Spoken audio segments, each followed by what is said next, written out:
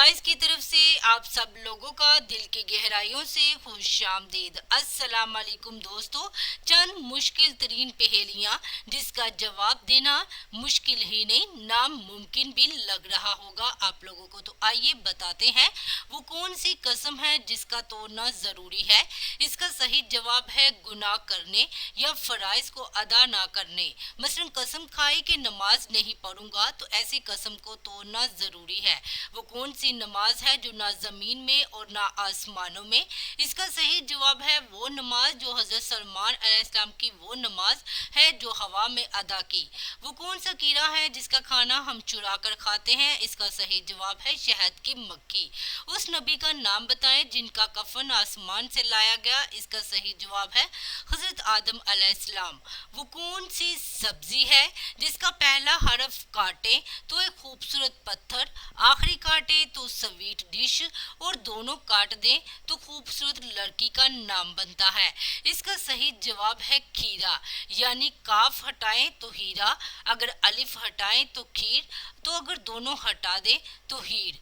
दुनिया में मौजूद वो कौन सा पत्थर है जो अभी तो छोटा सा है लेकिन क़यामत के दिन पहाड़ के बराबर हो जाएगा। इसका सही जवाब है हिजरा अस्वद। वो कौन सा कमरा है जिसमें दाखिल होते ही इंसान का वजन 9 किलो तक कम हो जाता है। इसका सही जवाब है लिफ्ट के अंदर। ग्रेविटी के कानून के मुताबिक इंसान का वजन 9 किलो कम हो जाता है। वो कौन से सहाबी थे जो जन्नत की दावत पर मुसलमान हुए। इसका सही जवाब है हजरत दारी रजी अल्लाह उन्हा। क्या आप जानते हैं पाकिस्तान की सबसे बड़ी मस्जिद कौन सी है। इसका सही जवाब है मस्जिद शाह फैसल। वो कौन सी बेजान चीज है जिसके बारे में कुरान ने कहा ये सांस लेती है। इसका सही जवाब है सुबह को, जैसा कि कुरान पाक में आया है और कसम है सुबह की जब सांस ले। वो कौन सा वक्त है जब तौबा कबूल नहीं होती।